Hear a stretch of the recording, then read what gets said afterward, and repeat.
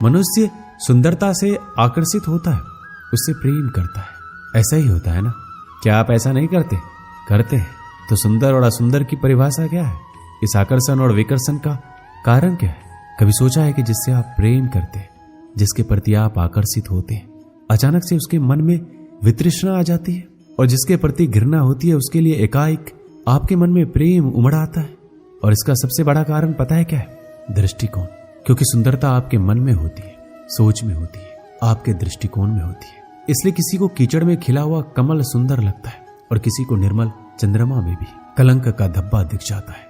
यदि आपको सुंदरता अनुभव करनी है तो हर पल आनंद में रहना है, तो आप अपने दृष्टिकोण को सुंदर बनाएं और अपने आप सब कुछ सुंदर बन जाएगा।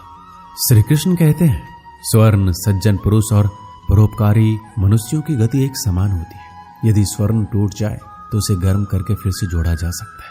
ठीक उसी प्रकार मतभेद होने के पश्चात भी एक सज्जन पुरुष और महान पुरुष फिर से मित्र बन जाते हैं।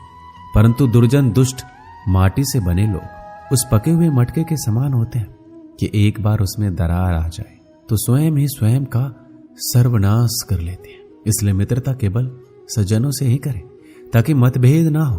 दुष्टों का समूह अपना नाश स्वयं ही कर लेता है।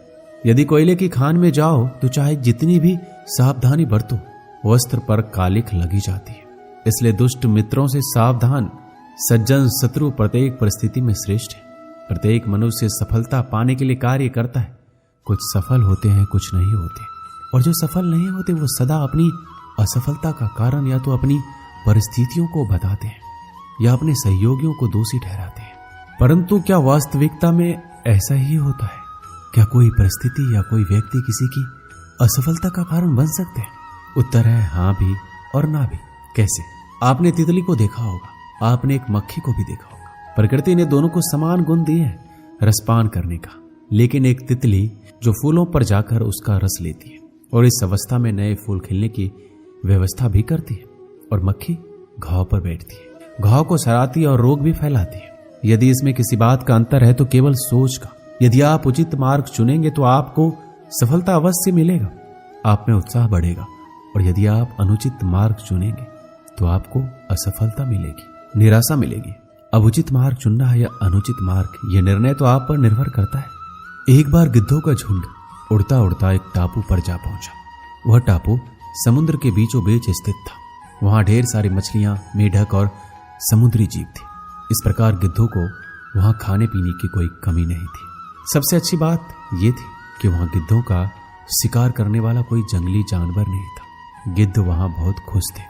इतना आराम का जीवन उन्होंने पहले नहीं देखा था। उस झुंड में अधिकांश गिद्ध युवा थे। वो सोचने लगे अब जीवन भर इसी टापू पर रहना है, यहां से कहीं नहीं जाना है, क्योंकि इतना आरामदायक जीवन कहीं नहीं मिलेगा।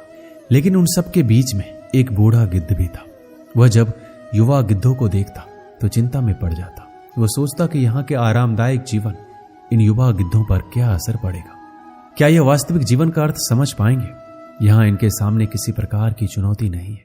ऐसे में जब कभी मुसीबत इनके सामने आ गई तो ये कैसे उसका मुकाबला करेंगे? बहुत सोचने के बाद एक दिन बूढ़े गिद्ध ने सभी गिद्धों की सभा बुलाई।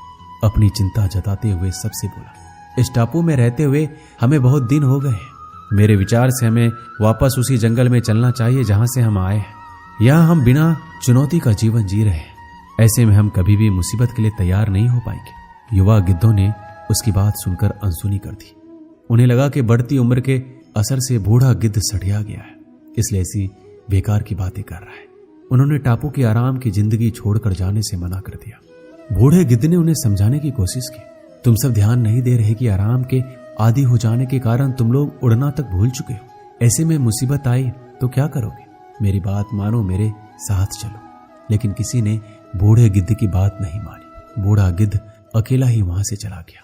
कुछ महीने बीते। एक दिन बूढ़े गिद्ध ने टापू पर गए गिद्धों की खोज खबर लेने की सोची और उड़ता उड़ता उस टापू पर पहुंचा। टापू पर जाकर उसने देखा वहां का नजारा बदला हुआ था। जहां देखो वहां गिद्धों की लाशें पड़ी हुई थी। कई गिद्ध लहूलुहान और घायल पड़े हुए थे। हैरान बूढ़े गिद्ध ने एक घायल गिद्ध से पूछा, ये क्या हो गया? तुम लोगों की ये हालत कैसी हुई? घायल गिद्ध ने बताया, आपके जाने के बाद हम इस टापू पर बड़े मजे की जिंदगी जी रहे थे, लेकिन एक दिन एक जहाज यहाँ आया। उस जहाज ने यहाँ चीते छोड़ दिए। शुरू में तो उन चीतों ने हमें कुछ नहीं किया, लेकिन कुछ दिनों बाद जब उन्हें आभास हुआ कि हम उड़ना भूल चुके हैं, हमारे पंजे और नाखून इतने कमजोर पड़ गए हैं, हम तो किसी पर हमला भी नहीं कर सकते, ना ही अपना बचाव कर सकते, तो उन्होंने एक एक करके मार कर खाना शुरू कर दिया। उनके ही कारण हमारा ये हाल है। शायद आपकी बात ना मानने का ये फल हमें मिला है।